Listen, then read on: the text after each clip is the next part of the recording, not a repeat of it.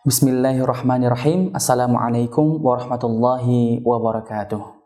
Pemirsa yang dirahmati oleh Allah Subhanahu wa taala, sebelumnya kita sudah sedikit membahas atau belajar tentang adab-adab belajar ilmu hadis, yang mana salah satunya atau adab yang utama yaitu niat ikhlas kepada Allah Subhanahu wa taala.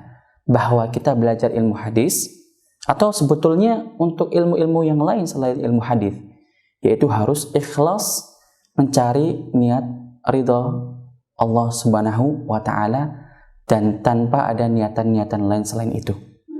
Selain itu, juga kita harus niatkan bahwa belajar ilmu hadis untuk memahami perkataan Rasulullah sallallahu alaihi wasallam yang disifati dengan jawami'ul kalim, atau untuk memahami Al-Qur'an secara langsung.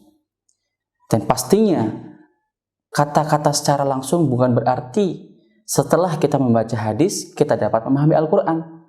Itu tidak mungkin sekali. Kenapa? Karena banyak sekali ilmu-ilmu atau alat-alat yang harus kita kuasai untuk memahami Al-Quran itu sendiri.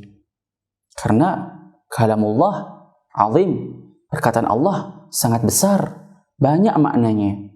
Tidak mudah untuk dipelajari atau dipahami hanya dengan modal terjemahan. Oleh karena itu, kita akan sedikit membicarakan tentang beberapa ilmu yang kita butuhkan, yang harus kita kuasai agar minimal kita dapat memahami Al-Quran atau hadis Rasulullah SAW dengan benar. Tentu, ilmu yang akan kita pelajari ini itu harus bersandarkan kepada sanad yang sampai kepada Rasulullah SAW, atau harus bersandarkan kita ambil dari syekh kita atau dari guru kita. Kenapa? Karena ilmu tanpa sanad bagaikan seorang anak tanpa ayah. Imam Ibnu Sirin rahimahullah ta'ala pernah berkata, al-isnadu minad din, laulal isnad laqala man sya'a wa ma sya'a. Imam Ibnu Sirin berkata bahwa sanad atau isnad itu merupakan bagian dari agama. Jika seseorang belajar tanpa sanad, atau jika tanpa sanad itu sendiri, maka orang akan berkata semaunya. Oleh karena itu, sanad ini sangat penting dalam keilmuan. Sanad tidak hanya di dalam hadis, tapi sanad dalam keilmuan. Karena jika kita belajar ilmu syariah, baik itu ilmu hadis atau ilmu yang lain, dengan sanad artinya kita ambil dari guru kita ambil dari gurunya lagi mengambil dari gurunya sampai kepada para ulama dan sampai kepada Rasulullah SAW. Berarti itu artinya kita sudah mendapatkan izin dari Rasulullah SAW, dan itu lebih memberikan berkah kepada apa yang sedang kita pelajari. Para pemirsa yang dirahmati Allah Subhanahu wa taala, jika kita ingin memahami ilmu-ilmu yang sangat penting untuk kita kuasai demi memahami Al-Quran dan As-Sunnah, maka ulama telah membaginya menjadi 12 ilmu secara mujmal atau secara umum. Jika kita ingin tafsilkan atau kita rincikan, lebih dari 30 ilmu atau disiplin ilmu yang harus kita kuasai. Tapi dari sekian banyak ilmunya, ada 12 yang sangat penting.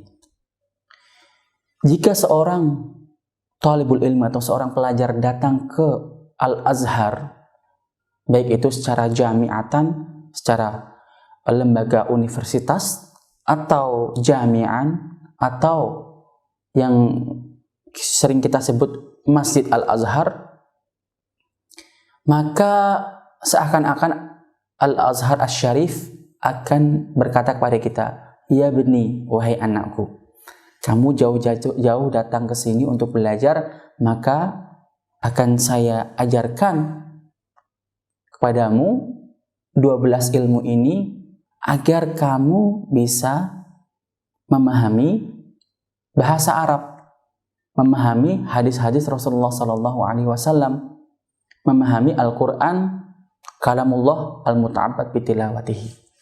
Para pemirsa yang dirahmati oleh Allah Subhanahu wa taala, 12 ilmu ini dirangkup menjadi 4 bagian, atau boleh kita sebut 4 lingkaran atau 4 mata. 1, 2, 3, 4 mata atau 4 lingkaran. Lingkaran pertama, dairatul fahmi wal ifham. Mata untuk dapat memahami dan memahamkan. Artinya apa? Ilmu-ilmu apa saja yang termasuk dari dairatul fahmi wal ifham? Yaitu ilmu yang berhubungan dengan bahasa Arab. Ilmu yang dapat mengajarkan kita agar kita dapat memahami bahasa Arab dengan baik dan benar. Walaupun kita sebagai a'jami, atau walaupun kita sebagai orang yang dilahirkan bukan berbahasa Arab, tapi jika kita hendak mempelajari Al-Quran dan hadis harus menggunakan bahasa Arab.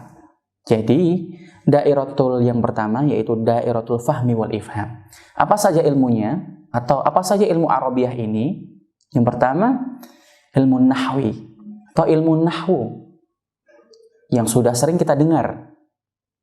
Ilmu nahwu akan mengajarkan kepada kita bagaimana memahami perkataan sesuai dengan i'rabnya. Apakah kata atau kalimat ini harus marfu' atau mansub atau majrur atau majzum dan lain sebagainya. Ilmu nahwu sangat penting. Kenapa? Karena salah satu daripada thamarah atau kegunaan ilmu nahwu bagi seorang pelajar atau bagi yang mempelajarinya yaitu agar dapat menjaga lisannya dari kesalahan dalam berbicara bahasa Arab atau memahami bahasa Arab. Ilmu nahwu sangat penting sekali. Itu adalah ilmu pertama yang harus dipelajari oleh seorang pelajar. Yang kedua, ilmu sharaf. Ilmu sharaf. Jadi ilmu nahwu dan ilmu sharaf itu seperti kakak adik. Bedanya adalah ilmu nahwu mempelajari tentang al-jumlah al-murakkabah, artinya tidak mempelajari satu kata, tapi kata yang bergabung, berkaitan, dilihat dari i'rabnya. Jika ilmu sharaf mempelajari kata per kata, artinya kata itu aslinya dari mana, asal hurufnya dari mana, bagaimana dari satu kata akan lahir dari satu kata menjadi banyak kata. Contohnya kataba yaktubu, dari kaf ta ba, dari kaf ta ba akan lahir kata-kata yang sangat banyak. Contohnya kataba, fi'lun madhi. Lahir lagi yang lain, yaktubu, itu fi'il mudhari'. Kata lagi yang lain, uktub, itu fi'il amr atau kalimat perintah. Dan ada kata-kata yang lain seperti maktabun, yaitu tempat untuk menulis. Banyak sekali kata-kata yang dapat lahir dari 3 huruf saja, kataba. Itulah salah satu keutamaan bahasa Arab, bahasa yang sangat besar dan bahasa yang sangat diagungkan. Kemudian selain ilmu sharaf, ilmu balaghah dengan 3 macamnya, yaitu ilmu bayan, ilmu ma'ani, dan ilmu badi'. Untuk apa? Untuk dapat memahami maksud daripada kata yang kita baca, maksud daripada kalimat yang kita baca. Kenapa? Karena bisa jadi orang yang menggunakan perkataan dengan lafaz-lafaz tertentu kita pahami dengan pemahaman yang salah, tidak sesuai dengan apa yang disampaikan oleh sang pembicara. Itulah pentingnya 3 ilmu ini. Ilmu nahwu, ilmu sharaf, ilmu balaghah, dan ilmu al-istiqaq. Sebagian ulama mengatakan ilmu istiqaq masuk ke dalam ilmu sharaf. 4 ilmu ini termasuk dalam dairatul fahmi wal ifham. Intinya untuk apa? Untuk supaya orang yang mempelajari ilmu Arabiyah dapat memahami kata-kata bahasa Arab dengan benar. Meskipun tidak harus sesuai dengan pemahaman orang Arab asli yang memahami dengan saliqah, tapi minimal kita dapat memahami dengan baik sesuai dengan qawaid-qawaid atau kaidah yang sudah mereka tuliskan dan mereka buat untuk kita.